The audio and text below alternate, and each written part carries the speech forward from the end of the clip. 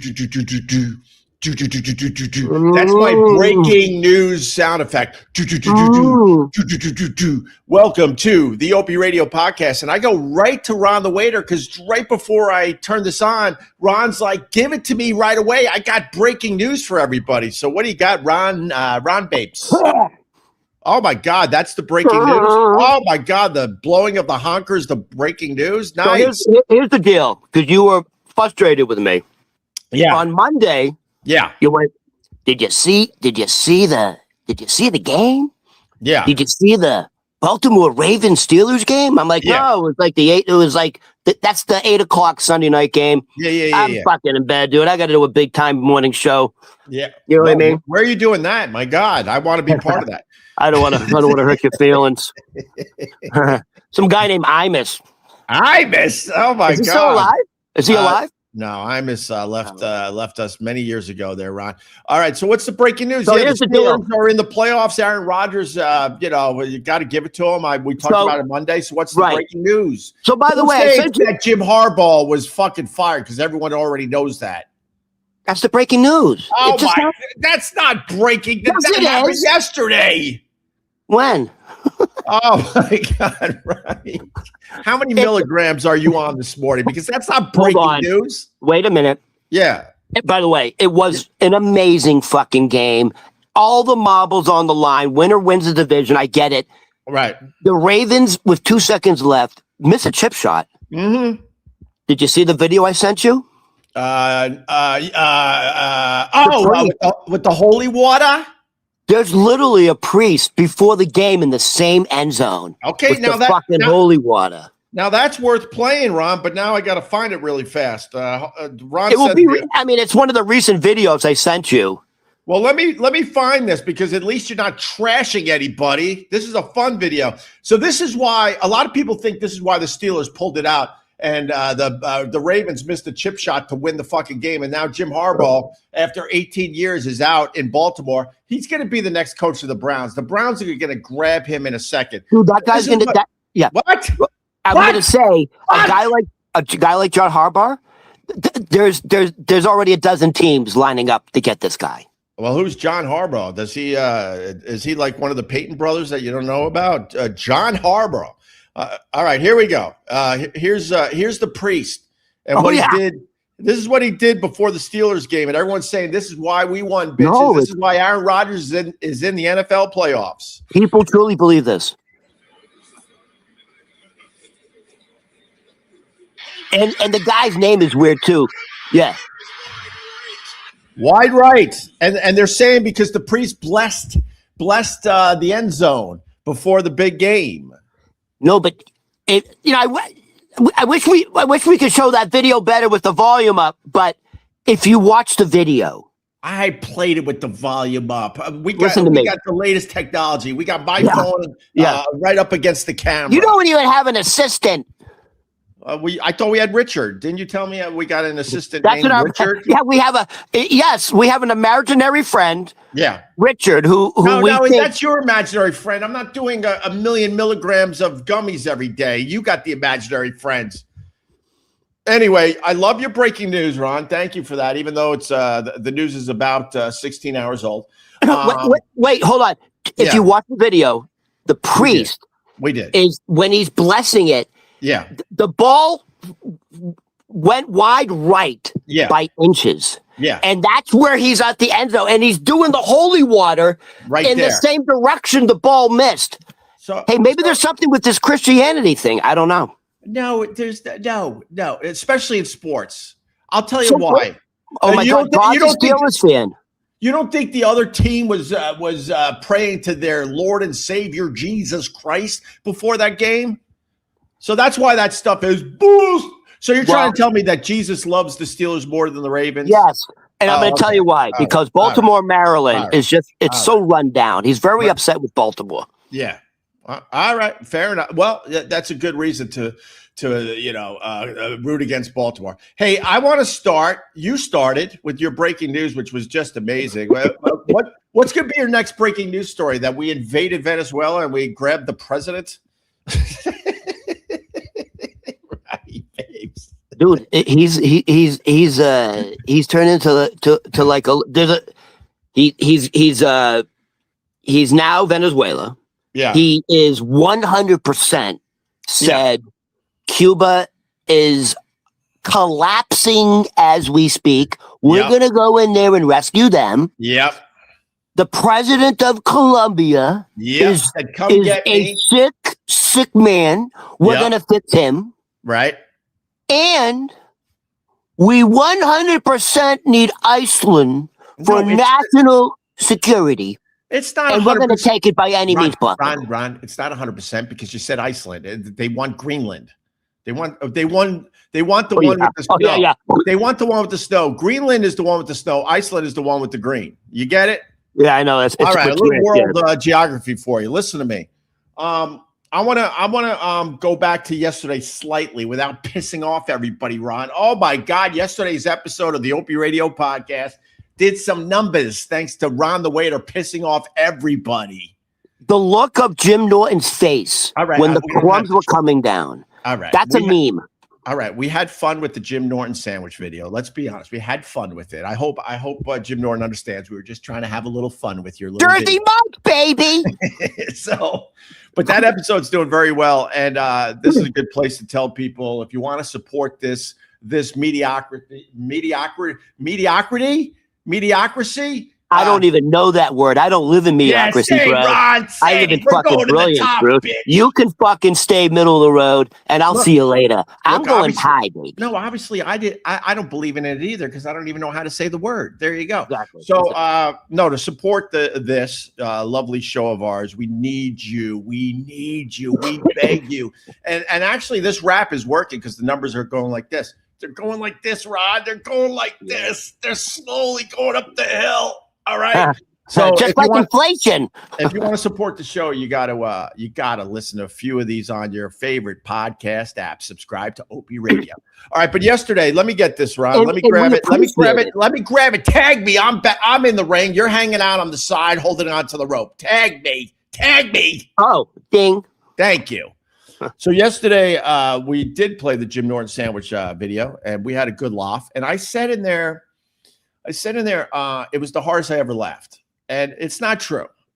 Yeah, there were 2 times on the Opie and Anthony show that Jim Norton made me laugh. Well, 2 times Jim Norton made me laugh really, really hard. And one was the sandwich incident. One was the Ozzy birthday gifts. But that wasn't the hardest I ever laughed doing a radio show, a podcast, a live stream. Can I say one thing before you continue? Oh my God! I almost got something out without you interrupting. I want to know if this beats the laugh. I think I've seen your hardest laugh. Oh, really? I want to know if this is going to beat it. All right. There's a clip. No, honestly, dude. There's a clip where you almost go backwards in your chair. Yeah. Because you're laughing so hard, and you know when you laugh so hard, you get the tears on the side. Sure. So maybe you forgot this clip. But there's a clip of you and Carl Ruiz is so passionate about this super expensive chocolate. Look, you're only laughing. You see what I'm saying? You're already crying. Dude, right. But Ron, keep going. Let me see if that's available like quickly. If you're telling me you found a video better than that, because yes, Carl was so passionate. You know, he's a chef. He's on the Food Network. Yeah, and he was so proud to share this chocolate, which he thinks is the best chocolate in the world. Okay, I got it. And you being a fucking asshole. Okay, take a bite. And go, oh, it's horrible, and throw it across the room. No, how about you don't give away the punchline? How about you don't give away the punchline for the 5 people that never saw the clip? You got to show the clip. By the way, we can judge which laugh is harder. No, I already know, but all right, because you're bringing it up, this is what Ron is referring to today. Because I've never seen so much chocolate in my life. An 11-pound bar, basically. Isn't that cool? That is great. Quit shooting it all over me. I've had better. Oh, get the fuck out of here! I swear to God, I'm leaving. Get out of here. I kind of like Nestle's Let Crunch. me move. Dude, Carl had the best laugh. Huh? Carl had the best laugh, dude. Carl was the best, man. Yeah. I miss him. I can't believe I'm doing this with you now. I'm kidding. I like the Ron. You can't compare the two. I like the Ron. All right. So Ron, all right. So I laughed pretty hard there, but no, I got a better one, and I haven't played this in a while. It's another one of my favorite clips. We'll do new shit. Don't worry. But it just was.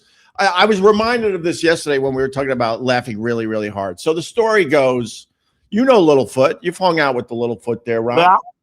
So we were doing a podcast, and we were talking about our best breakup stories. I would ask you your best breakup story, but I don't think you've ever had a date. But anyway, what? I don't have one. Okay. So we were doing best breakup stories, and Littlefoot was pouring his heart out to me and Carl, which is just not, you should never do that. And this is how it went down. Unfortunately, it's audio, but there'll be a logo on the screen for the people watching the video version of this, okay? Check this out. This is absolutely the hardest I've ever laughed doing any type of radio show, podcast, live stream, whatever. Here we go. I was out working one night, and I got home off a gig early, and our place where we lived, the television, if somebody rings the bell downstairs, to get in the building, and you could turn to this channel on the TV, right, and you'd be able to see who was at the door. So I sometimes, for fun, would just kind of go up and down the dials just to see who's walking by the TV or the door, and I'm doing that, and I catch her and this guy right on the thing, and then the two of them just start making out right in front of my fucking door. Wow! So how hard did you get? I was.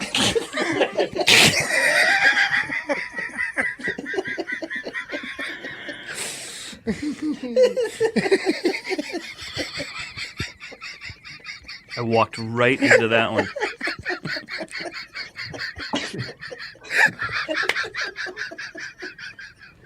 You dead, man. You dead. Go check him. He's dead. I don't even want to look around right now. You're dead. My man is dead.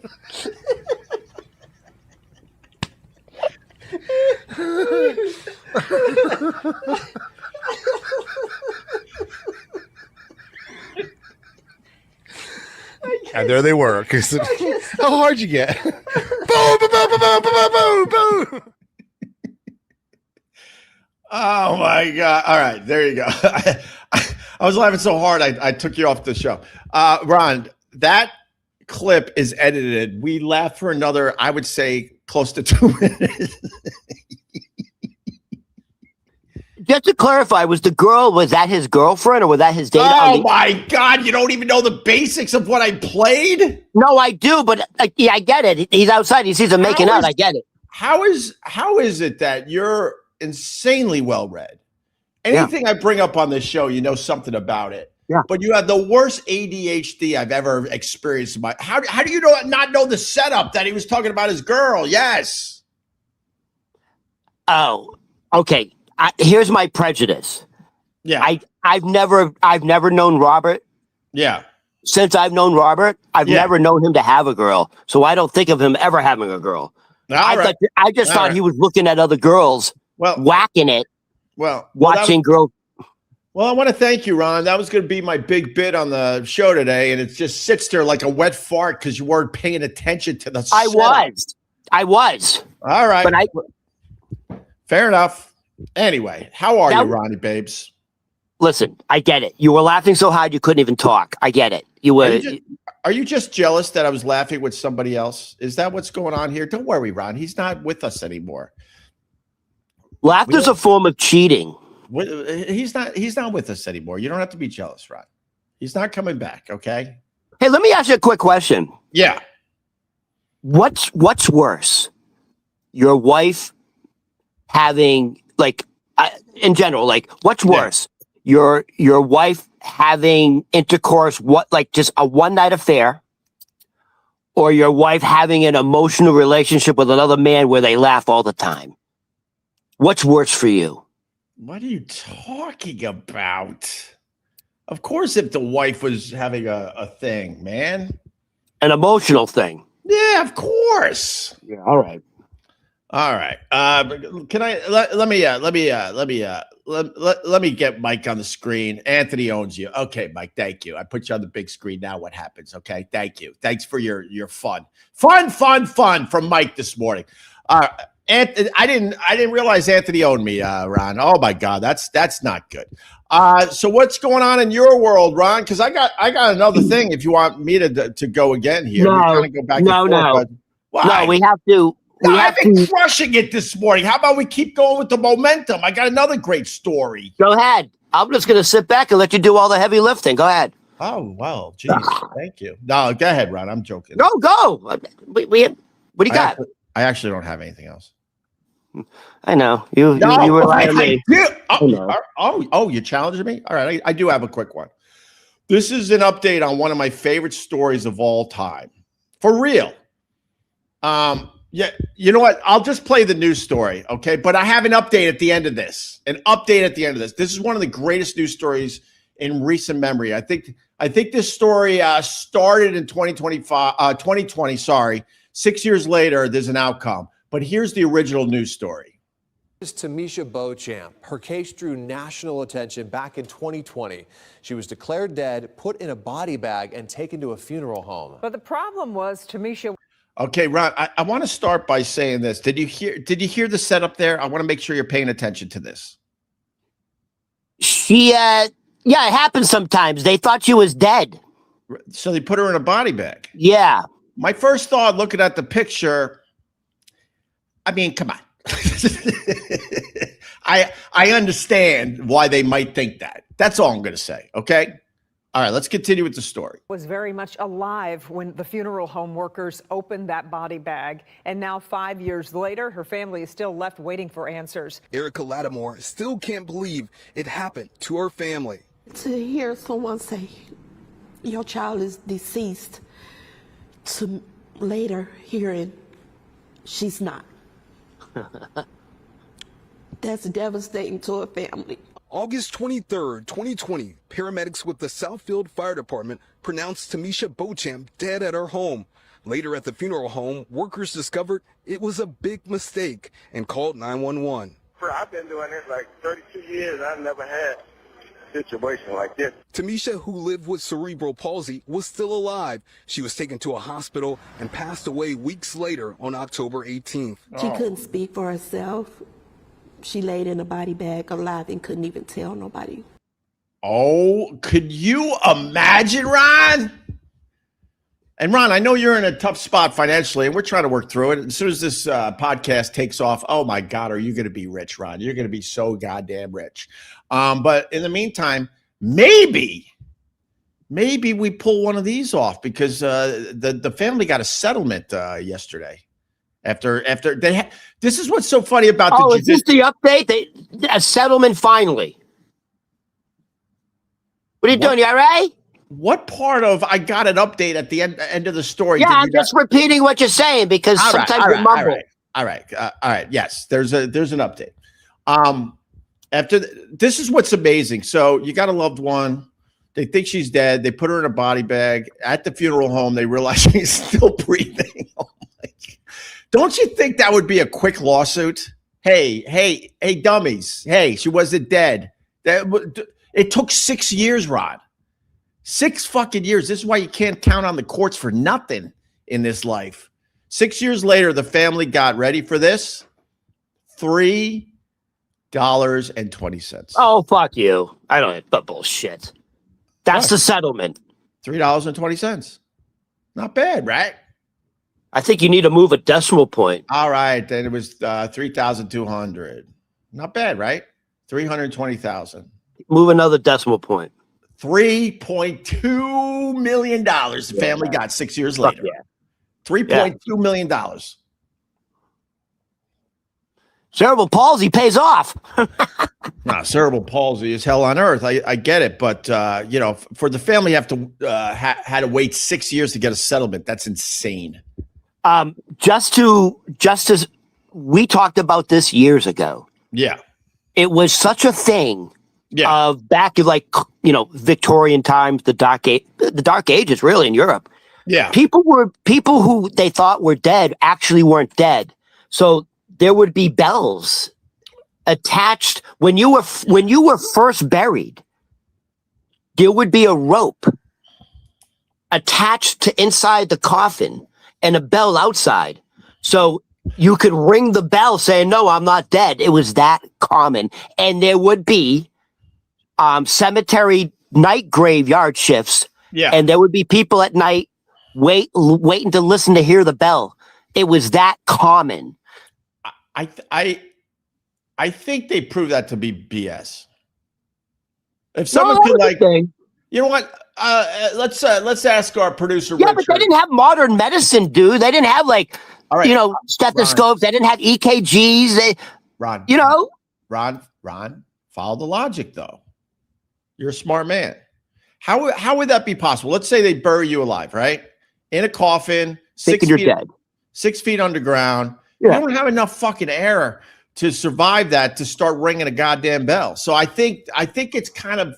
I honestly, if someone could find a little info on that in the chat, I'll give you some time on the big screen. Yes, guys, I got to say, the people in the chat, you're our producers because I'm a one-man machine with Ronnie Babes.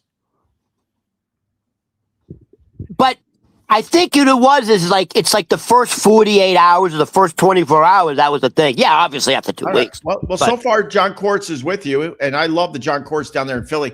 That's where the term dead ringer comes from. Yes, 100%. Dead ringer is exactly where that term came from. And they used to hire fucking security guys at night to listen for bells. I mean, imagine that job.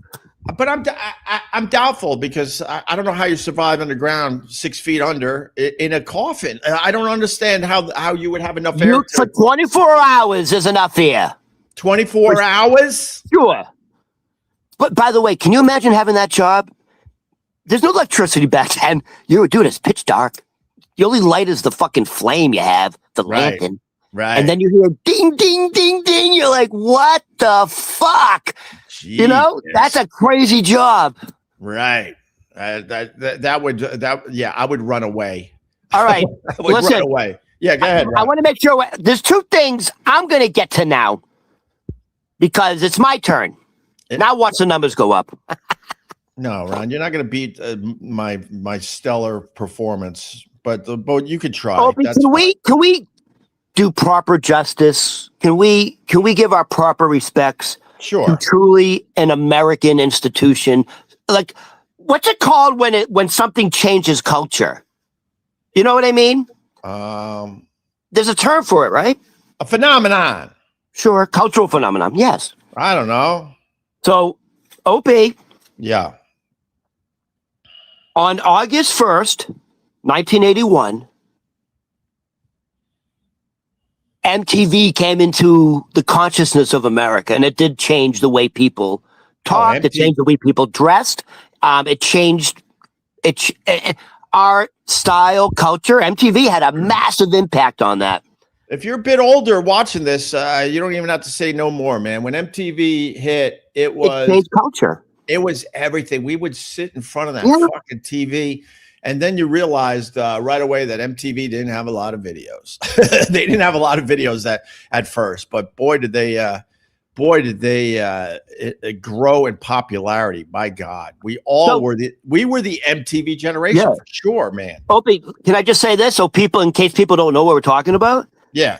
On December 31st of this year, December 31st, 2025, MTV pulled the cord. Mm-hmm. There's no longer a 24-hour MTV music channel. By the way, there wasn't anyways. They became strictly fucking reality TV, and then they produced their own shows. There was no more music anyways. I worked with one of the MTV DJs at Sirius XM. Who? Mark Goodman. Mark Goodman with the curly hair. And Mark Goodman. Dude, that guy has a nice voice. I'll tell you something, Ron. I'm burping up coffee today. Yeah, what the fuck's going on with you, dude? Jesus. I got up early. I'm over the little fluey thing I had during the break. I'm finally feeling are those Mentos? No, dude, you need a Tums. Those are Tums. Tom. Mark Goodman worked at SiriusXM, and there wasn't a lot of times I was starstruck by the celebrities marching through SiriusXM. But I was kind of starstruck when I saw Mark Goodman until I realized Mark Goodman? Why? Until I realized that he was a really boring DJ. Oh. But he was an original MTV DJ. So when I saw him, like, holy shit, I grew up with this guy. Now we're walking the hallway together. Yeah. It was pretty badass. Yeah, right. You grew up with him. That's different. Hey, hold on a second. Yeah. You said something to me yesterday that we're going to have to talk about. Who are you going to piss off now, Ron? I couldn't even check my Twitter yesterday. Wait a minute. So yesterday we're prepping for the show, and I said, "Dude, we got to talk about MTV, blah blah blah, ding ding, yeah. And then Opie starts to try to brag to me, like he's trying to impress me. He goes, "You know, it wasn't MTV, but I was up for to be like one of the head VHS guys." Is it VHS? What's it called? You're such a liar. What's it called? VHS? Ron, there's plenty of stuff to make fun of me about. You're like these low-level podcasters. Like, they just make up shit. Like, there's plenty of dumb stuff to make fun of me. You don't have to make up stuff. What's it called? VHS? VH1. And the only reason I told you that was because, hey, this is exactly the conversation. Ron goes to me, hey, man, we got to talk about MTV. You know, it's shut the doors. It's no longer. MTV is completely gone. Do you have a story about MTV? Did you not say that while I was picking up my daughter? I have no recollection, Senator. Okay. So the story goes. I want to know the fucking story. I don't have an MTV story, but back in the day when I was beautiful, when the hair was a little blonder, when the hair was a little thicker, when the hair was a little longer. What year are we talking? Somewhere around 2000, I think. Early 2000s. It was when I first moved back to the New York area and was working at WNEW. And me and Anthony were on stage at Caroline's doing a quick little thing before Stephen Lynch. Quick. Hey, what's up? Blah, blah, blah. And I thought nothing of it. And, you know, and that was it. The next day, while I'm sitting at my desk, the phone rings. It was VH1. They wanted me to come in for an audition. And I actually was in front of cameras, introing music videos. I don't remember what videos anymore, so don't even ask me. This is a million fucking years ago. And I crushed the audition, and they offered me a gig at VH1. And then I said, well, how much money is it? And the money was so insanely bad because they needed me to leave the radio show. And I said, I'm making, so it had to be a little later when we really hit and we were making the big bucks. I'm like, I can't leave this radio show to take the money you're offering me to be a VH1. I have a quick question. Or BJ, whatever they're called. I have a quick question because nowadays, first of all, why couldn't you do both? Because you have for whatever reason, you have Ryan Seacrest. They want you to do, the more you do, the better it is for the product. Go ahead. Ron, that's a great question, actually. And I think I got the answer. I think they were scared of the shock jock shit. Like Ryan Seacrest could do both because he's fucking Wonder Bread. He's not vanilla. He's not gonna piss off sponsorships or anything like that. I think that's the answer. Because I did say I would do both because it wasn't like a tough job. You went in and you fucking introed music videos for a few hours and then they played it for the next week or two. You do the radio show in the morning. You do VH1 in the afternoon. They needed me to leave the radio show. And you know, I don't regret that decision because the money difference was insane. But that's the real story. You asked me if I had an MTV story. I wasn't just offering up some bragging. Wait a minute. In your fucking heyday was also the heyday of MTV. So you're telling me, back in the day when you were doing the big show, you had no crossover with MTV? Not really. Never, it seems like Opie and Anthony would be no, that's not really. An easy thing. I forgot the important part of the story. So what ended up happening was VH1 was also at Caroline's checking out Stephen Lynch because they were interested in doing stuff with him. Okay. And I just happened to go on stage to intro Stephen Lynch. They weren't there to see me. They were there to see Stephen Lynch, and then went, wait, this kid could be cool. Who's Stephen Lynch? Oh my God, who's Stephen Lynch? Yeah, I'm not. It's not registered. He was a staple of the Opie and Anthony show way back in the day. I don't know your fucking show, dude. He has since he went back to Michigan to pretty much live his life, and he tours from time to time. But he was really fucking big for a while there. Holy shit! He was a comic. Yeah, he sang really good songs. He had a great voice. He was a great writer, and he was really funny. And he was on the Opie and Anthony show a lot. We became pretty good friends, and then out of nowhere, he kind of went back to Michigan and kind of faded away. Quick question. Yeah. If you decided to take that different path in life, yeah, and then you were on television on a daily basis, on VH1, yeah. I mean, your path could have been so dramatically different, and you could have you don't think so? No, I'm going to tell you the truth. So when I went to Geneseo and I was in communications, I worked at the TV station and the radio station. The TV side of it bored the shit out of me. Okay. You couldn't speak your mind. I did a bunch of TV when I was up in Rochester. I did local commercials. I did the MDA telethon. Okay. Over the years, I did some TV. And it was boring as all fuck. Yeah, it's way more glamorous than radio, but you weren't able to speak your mind. You had to follow the script. It was I found it insanely boring. I have another question for you. You said you crushed the VH1 audition, right? Yeah. Were you fucking incredibly nervous, or you went in and you didn't give a shit? What was your attitude? Oh God, no, I was definitely nervous. Okay, all right. Yeah, that's a big deal. And I mean, I did well enough that they were interested and they offered me something, but I don't know if I actually crushed it. I'm just saying that for the show. Yeah. All right, but MTV is going away. So what do you got on that, Ron? Well, hold on. So first of all, this is what we're going to do. Yeah. Big radio guy. You're a big radio guy. Yeah, big radio guy. This is what I did because the only researcher, the only support you have is me. And I'm your emotional support. All right, Ron, let's go. I'm ready. I have the very first music / videos MTV ever shown. August 1st, 1981. I have the first 10 videos ever aired. Ever! All right. Now, how do you want to do this? Do I give you the artist and you give me the song, or do you want to? Let me try to. Why don't you guess first?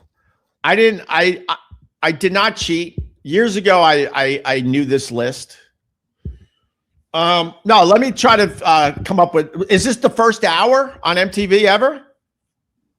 This is the very first hour ever on August 1st, 1981, and these are the very first 10 videos ever shown. Okay, I have them. I have the first 10 here. All right. Okay. Off the top of your head, I wonder if you can name any. I got it. I got the bit. This is the bit Z100 would do. It doesn't need a huge setup. I'm gonna go. First song ever played on MTV was the Buggles. Video killed the radio star. Everyone knows that one. That's easy. Yes, that's easy. They played Pat Benatar a lot. They played The Who a lot. Pat Benatar. Love is a battle up for you.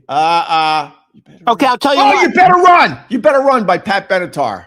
Ooh, look at you, 2 for 2. All right. I know they played The Who a lot, but The Who was. Okay, hold on. I'm going to help you. The Who. The Who's on the list. Yeah, but it wasn't from It wasn't from. It was The Who. Hold on. I'm going to help you with the title of the song. All right. There's one word in it there's one word in it that's pronounced twice. If that makes sense. You bet or you bet? That was a good hint. Yes. I like that hint. All right, that was a good hint, dude. All right. Now I start fading away. I remember a song by a band called Chilliwack called Gone, Gone, Gone. She's been gone so long. She's been gone, gone, gone. All right, hold on. Give me some other artists that you think would be on this list. I just told you there was a weird band called Chilliwack that was no. Pretenders. Pretenders. Wait a minute. Yes, the Pretenders is on the list. What's the song? Middle of the road. Wait. Brass in Pocket. Are you cheating? No, Ron. This is That's my good. wheelhouse. But wow. I'm fading fast now, though. I don't have many more. All right, I'll tell you what. I'm gonna go at here's number 10. I'm gonna give you the artist. Okay. You give me the song. Okay. This was the number 10 song ever played ever. Okay. Go ahead. The artist is Styx. Styx would be great fucking song, dude. Too much time on my hands. That proves I'm not cheating, you idiot. Rock in the Paradise. Rock in the Paradise. Okay. All right. Number 9. Coming in at number 9, the ninth song. Okay. All right. REO Speedwagon. What does REO stand for? Does that mean anything?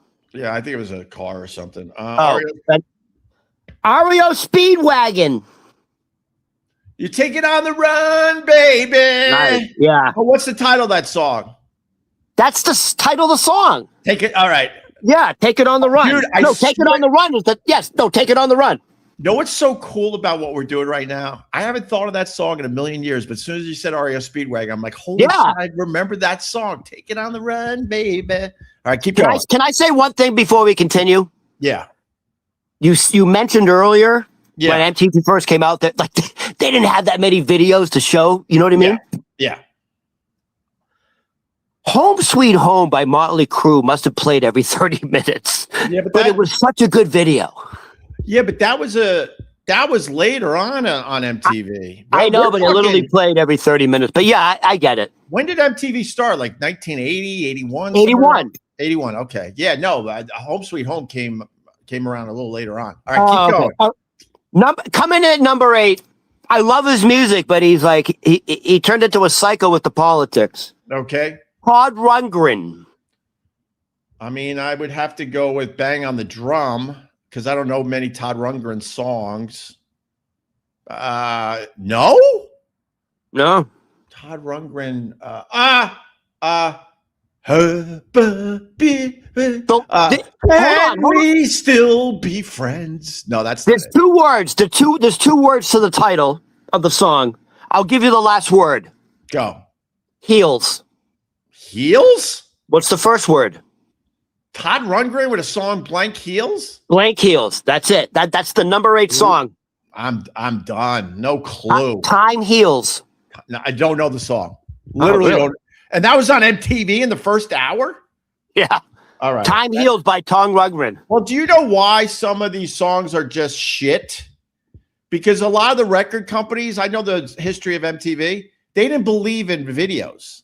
And they were expensive to make. Right. And then MTV started taking off and everyone went, oh, fuck, we got to make videos now. And it pissed off a lot of the artists because it came out of their pocket. And back in the day, bands were paying at least $1 million for a video. And they're like, what the fuck? That was a huge expense for a lot of these bands back in the day.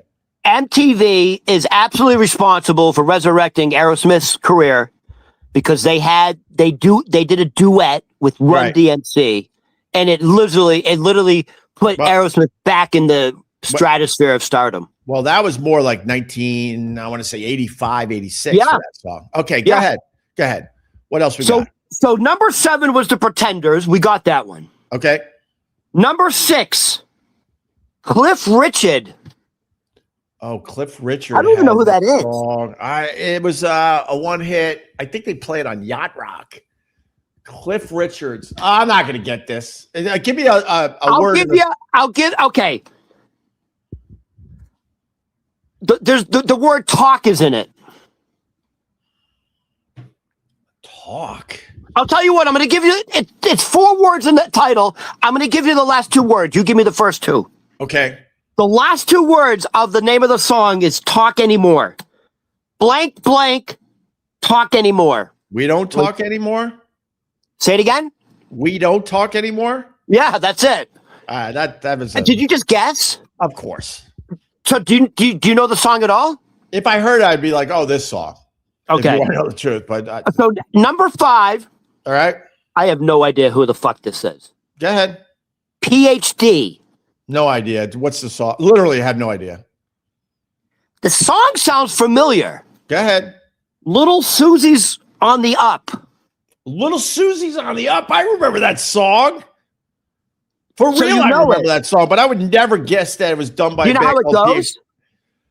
I mean, sort in my head, I cut Little Susie's on the Up. Yeah, sort of. Yes. I mean, there's a Little Susie, but that's a different artist. No, I sort of know the song. That's so weird. That's a one-hit wonder right there. So that's the name of the group is called PhD. And proving my point that most bands just didn't have their videos yet. Right. So number 4 was The Who. We got that. Yeah. Number 3, Rod Stewart. What's the song? Jesus, Rod Stewart was it? Man, I'm falling apart, Ron. I'll tell you what. It's a 5-letter word. Okay. I'm going to give you the last 3 words. You give me the first 2 words. Okay. Dance with me. Blank, blank, dance with me. With Rod Stewart? Rod Stewart's the number 3 video ever shown on MTV, 1981. Oh, She Won't Dance With Me. All right, there you go. Yep. Which it wasn't a huge song for Rod Stewart. But it's probably the only video. But it may have been the only song that had a video. She Won't Dance With Me. Okay, I do remember that one. And that's it. Then it was Pat Benatar and then the Bugles. The Buggles. The Buggles. Video killed the radio star. Video killed the radio star. All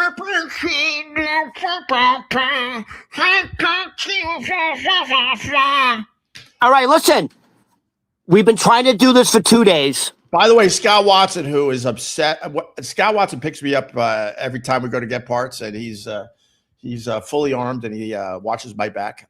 Sorry, probably shouldn't have said that part. But Scott Watson, who loves his Metallica, I will enter Scott Watson's truck to go to get parts, and there's just death coming from his speakers.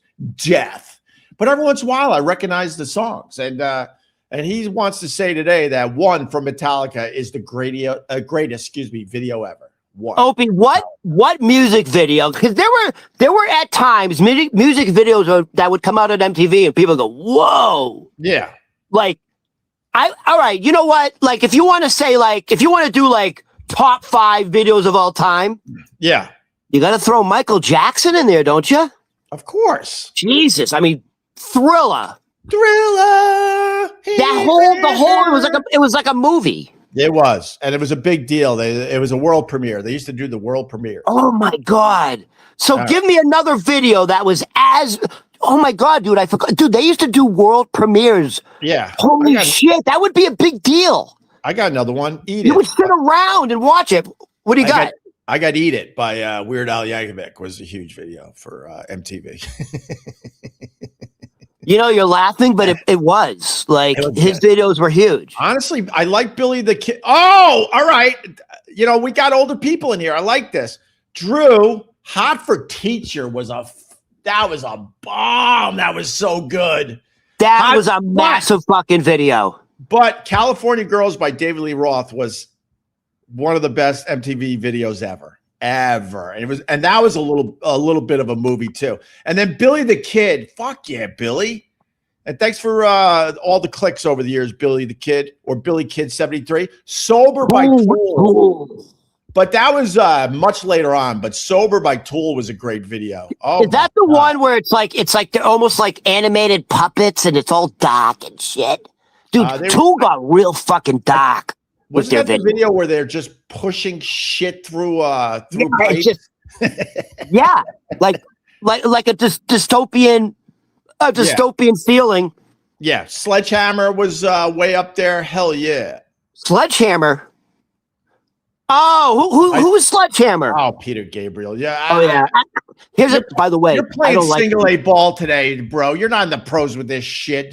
Who does Sledgehammer? Peter Gabriel? No, he doesn't deserve to be in this fucking category, dude. Peter Gabriel 100% deserves. If you know anything about Peter Gabriel, he took his video making very seriously. Yes. Oh, my God. You know what video fucking went wild? The Chris Isaac video on the beach. Oh, wicked. Yeah.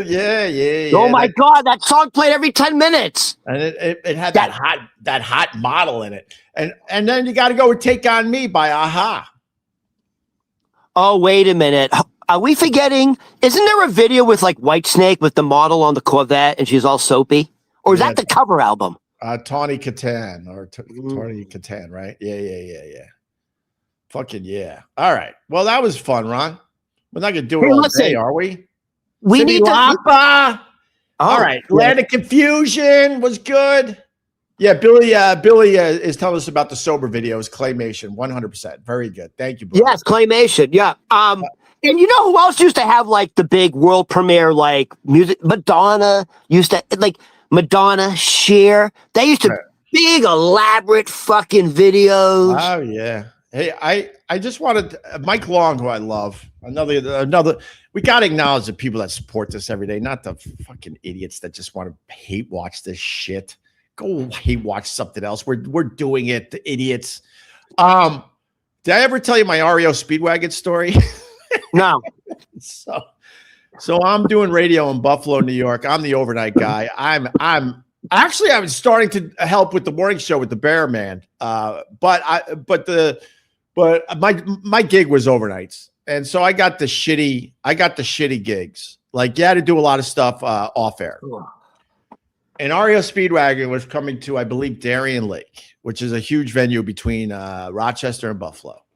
They did a lot of shows. I pulled that van up to Darien Lake more times than I could count to give out stickers and shirts. And I'd be the idiot DJ on stage announcing that the band is coming up soon. But they would never let the DJ talk right before the band hit the stage. So you would go up there like an idiot.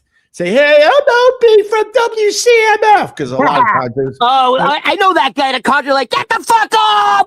They're screaming at you like, who the fuck cares? Yeah! And they throwing shirts out, right? And then they're like, coming up, Steppenwolf. And then a half hour later, Steppenwolf would come on stage. They never wanted the DJ anywhere close to the actual show.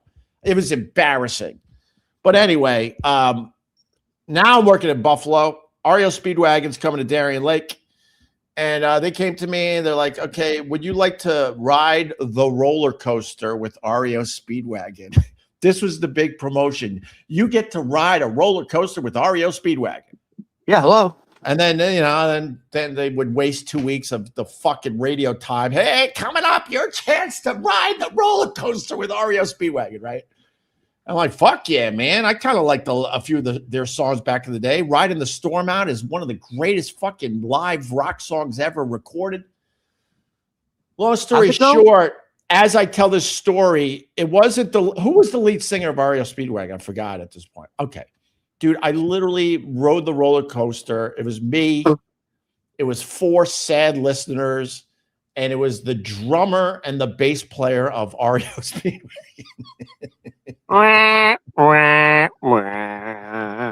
But I could technically say that I rode a roller coaster with REO Speedwagon back in the day. But they even knew. They were like, this promotion is horse shit. We're not going to give you the lead. We're not going to give you the lead guitar. No, we're going to give you the bass player and the drummer. And I actually went, who are you guys? I really thought that the REO Speedwagon guys were some of the listeners. I had no idea. Literally no idea. They didn't look like rock stars? They did not look like rock stars. They had long hair, I guess. But all right, some more. November Rain was a huge MTV video. Wow, people are actually really into this. Cherry Pie, right the fuck on, Drew. Living Color, Cult of Personality. Holy shit, okay. Cyndi Lauper. Twisted Sister had a big iconic video too, and now I think about it. Yeah, they did. Yeah, they did. And they had the dude from Animal House. What? Sorry. I said everyone's chiming in. I said I told you they would. Okay, but did you needed to say that in the middle of my rant about fucking Twisted Sister and them using the guy from Animal House, and we all loved the fact that the dude from Animal House was in the Twisted Sister video? Which guy from Animal House was in the Twisted Sister video? I don't know. I forget his character. Which one? Not Belushi. Oh, Jesus. Kevin Cronin, lead singer of REO. I should have known that. Thank you, Drew. Kevin Cronin, of course. And I know your love for Bruce Springsteen. Bruce Springsteen had a few good MTV videos, Ron. Dude, I don't know what it is. Like, I don't like Bruce Springsteen. I don't like the Grateful Dead. I just don't. REO Speedwagon, no. But if you say like you don't like Bruce Springsteen, people think like you're a libtard. Well, first of all, you could never hang out with my oldest and dearest friend Buzzy, because he's one of the biggest Bruce Springsteen fans. No joke in the world. You're fanatic. In the world, I'm not. Yeah. In the world, he's one of the biggest fucking fans. He's been to an insane amount of shows. So you can never hang out with Buzzy. I didn't get Bruce Springsteen for the most part. I don't go too deep with him, but I said this over the years. I finally went to a Bruce Springsteen show about, at this point, it's probably 10 years ago. It was fucking amazing. I gotta say, he knows how to perform. So you like, when you left that show, you're like, oh, I'm a fan. I was a fan for a while, and I started listening to a lot more Bruce Springsteen. His live shows are second to none. They're unbelievable. Did you see the movie? Which one? The movie just came out, the Bruce Springsteen movie. Oh, no, that horse shit with the dude from The Bear? Nah. Yeah. Nah, I didn't see that. I don't think it did well. You didn't even hear about it. Yeah, no, it was a flop. And then Timothy Chalamet did the Bob Dylan movie. And then did he get the Oscar for it? He was nominated. Well, we haven't done the Oscars yet, right? Oh, hey. Guess what I'm getting? Because I'm in one of the most exclusive unions in the world. I used to get these too, Ron. Award season's coming up, right? Yeah. So my award season's coming up. They used to call it the SAG Awards. Now they call it the Actors Awards. So the Actors Awards are coming up, and because I'm in the Screen Actors Guild Award union, right? I get all the movies. Everything that is nominated, film or television, Ron, I get. So I can get you guys a good deal. I'm not gonna lie, I'm jealous because there are signs that your star has fallen. I'm not stupid. I get it. I'm not at the same level I used to be, and that's fine. That's more than fine with me, if you want to know the truth. But one of the signs that my star has fallen is the fact that I don't get screeners anymore. I used to get them all too, Ron. Really? And you had every fucking movie. This was before the streaming services took over and started getting the movies on a lot faster. You would get these movies that you could only see in theaters for the most part. You had the DVD of every fucking hot movie that year, and it was so much fun to watch all of them, even the ones you would never watch in a theater. I don't get those anymore, unfortunately. Yeah, I still get them, but you have to opt into it. But yeah, I get it. Yeah, but they're very strict about it. Like if you manipulate that process and right. Sell it or something, you'll be kicked out of the union. You have to be responsible with it. I went down to Chinatown. I sold my whole catalog, man. Here you go. Put them on the sidewalk. Make some money, boys. Listen, Opie, when I get my scripts for auditions, on every page it says Ron Berman and the date.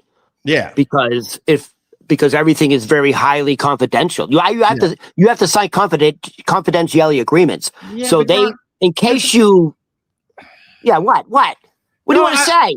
No, I hear what you're saying, but there's a workaround of that because I got a phone call. Hey, a whole bunch of the movies that has your name across the screen, we found them in Chinatown. I said, man, they were stolen. Just say your script was stolen, Ron. I want to do this before we go. I want to do this before we go. Can you make it quick? Because I really want to go. And there was something that someone said, and I just want to explain something. Yeah, go. Somebody goes, why do you do this so early in the morning? I want to watch these, but this is early. I got a strategy. We do this early so I can put the whole damn thing on my podcast, Opie Radio, so people can listen to this shit in the car. And that's why it's very important to support this by downloading and listening to these on a podcast app. That's how we get some money coming in. So that's why I do these early, so I can get it up. So you're picking a podcast on the way to work, and you're like, I want to be one of the options. So you got to get these on the podcast app early. And then what I do is I replay these way later in the day, in the late afternoon, if you want to know the truth. All right, go ahead, Ron. Sorry. How much time do we have? 5 minutes, Ron. I got to go.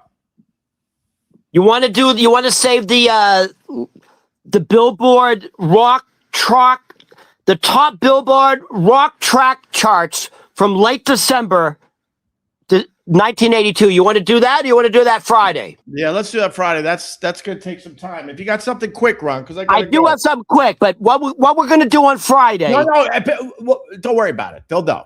All right, this is. What are your thoughts on hot dogs? I love hot dogs. Are you a hot dog guy? I would eat hot dogs every fucking day, but they're evil as shit. They literally take days off your life for every hot dog you eat. I know all this, but there's nothing better. Let me tell you something, Ron. When I'm grilling in the summer and I lay the hot dogs down, I don't grill hot dogs a lot because I know how evil they are. I burn the shit out of them where they're blistering and popping open. They're fucking almost burnt. Then you take that, you put it on a toasted hot dog bun. Then I got mustard and sauerkraut and some onion. No, let me do this, Ron. You got to lower your voice. You can't just go mustard and when you're talking about hot dogs. Now you got the burnt hot dog. You got the toasted hot dog bun. Then you put the mustard on. It's got to be Golden's, although yellow mustard's good too. And then you finish it off with some nice heated. It's got to actually cold. I like it cold. The hot and the cold works. Cold mustard on top. Oh my God, that's heaven on earth, Ron. Heaven on earth. Go. You know, I mean, have you ever seen those fucking videos of how they make hot dogs? It's not good. No, they literally say it's like a pink paste. Do you have the scientific fact? Every hot dog you eat, you literally lose a day of your life or something like that. They say every hot dog you eat takes 7 minutes off your life. It's so bad for you. It's just nitrates and processed. However, like I feel like you can buy it healthy. Like you can get like 100% beef, whatever. You ever heard of Cayman's hot dogs? It's the official hot dog of Fenway Park. They're great. But yes, they're not good for you. No, if you can eat a hot dog, this is how I am with bacon too. If you can eat bacon, enough. Stop at the turkey bacon. It's not that much better than you. Just eat your fucking bacon. Just make sure you're not eating it every day. And when it comes to hot dogs, go all in and eat your goddamn hot dogs. My dad had the best life advice ever that I tell my kids, and it's so simple. Everything in moderation. That was his life advice. That's everything in moderation. So if you can eat hot dogs, eat your fucking hot dogs. Just don't eat them every day. That's when it becomes a problem. Don't drink every day. That's stupid too. Yeah. Don't do your edibles every day, Ron. No. Everything in moderation, Ron. No. It's the secret of life. You know, one of my favorite hot dogs is, I remember when I first moved to New York City, I lived on the Upper West Side, dude. I lived near you. And one of my favorite places to go for hot dogs was on 72nd and Broadway, Gray's Papaya, dude. Dude, those hot dogs, when you bite into them, they're snap dogs. So the skin pops, the smell of the grill, and you have it with that fucking papaya juice. I'm not gonna lie, we started the show off with Carl. I'm kind of glad he's dead, and I'll tell you why. He loved hot dogs. I miss Carl. That's obviously a joke, asshole. But one thing with Carl's passing is I don't eat as many hot dogs because every time Carl came to visit me in my neighborhood, we had to go to Gray's Papaya. And I was weak, Ron. I was weak. I couldn't say no at that point. I'm with Carl, big foodie. He's eating at the best restaurants in the world, and all he wanted was Gray Papaya's hot dogs. That's how great they were. They're so tasty. And that place is in my neighborhood. I walk by it no less than 5 times a week, and I'm able to avoid it just about every single time. I get weak, though. I get You weak. live on the same fucking street as a Grey Papai. I get weak, Ron, but I'm able to, like, sometimes I have to go like this. I have to, Dude, I have to block my view. Huh? When the weather's nice and they have the doors open because it's on the corner. Yeah. That smell. Oh, it just fucking grabs you. It's all right. So we're gonna finish with this. All right, you gotta make. What are your thoughts on? Have you ever had a Nathan's hot dog from Coney Island? They're all great. Nathan's. Yeah, can I tell you about Nathan's? What are your thoughts on Nathan's? Nathan's hot dogs. They're all great. They're all great unless they're a vegan hot dog or some nonsense hot dog. All hot dogs are great. But listen to me. Yeah, what I ahead. love about Nathan's, now you got me going, is their fucking French fries. I'm they're a cool, big, they're crinkled. Are they crinkled? Oh, the crinkles, yeah. Yeah. See, I'm a rarity. I like my French fries to have a little meat on them. Like they're crinkled, like my vaginas. They gotta have a. Oh, sorry.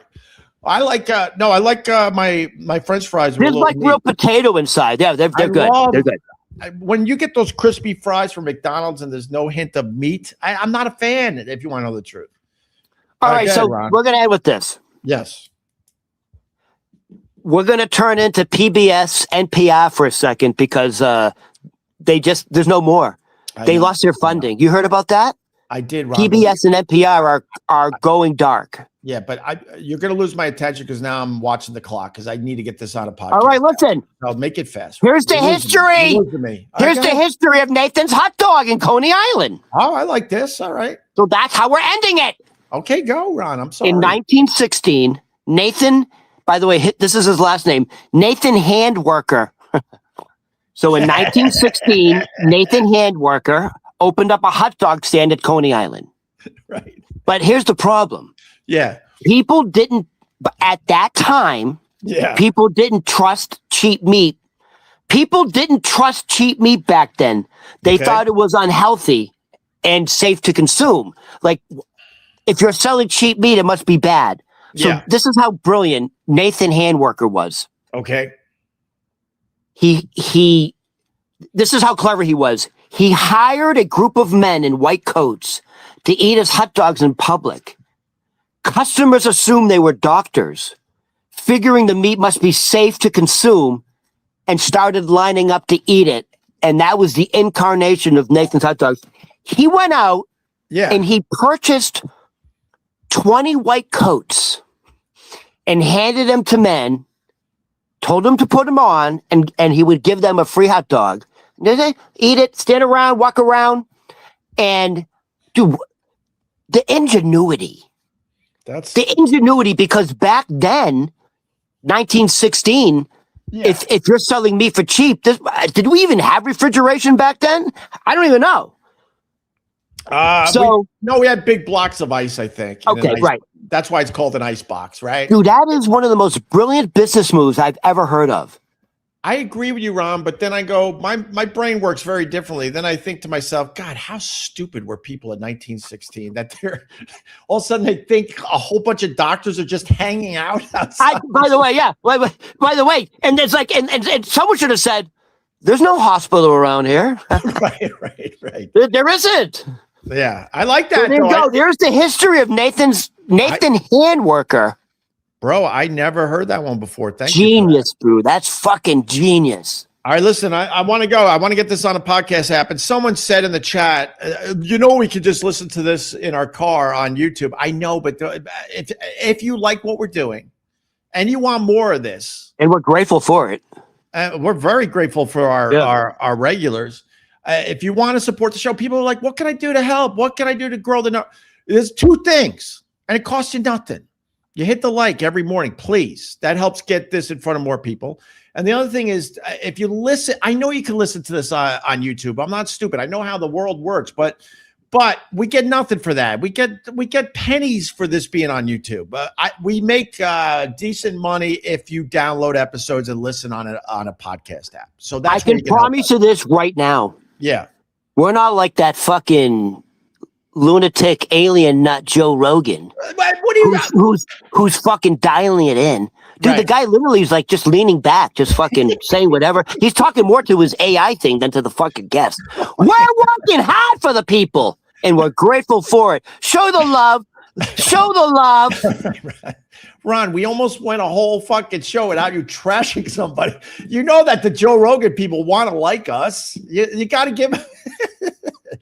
Screw Joe Rogan. I like how you think, Ron. Here's the. I'll give Joe Rogan a lot of props, a lot of credit. Yeah. He at some point he didn't stick to the script.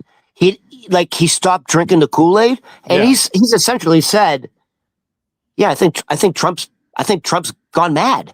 Wow. I'll tell you what. No. I'm going to tell you where Trump lost Joe Rogan. Yeah. And he said it. Yeah. The way he attacked Rob Reiner after he was really? Okay. Yes.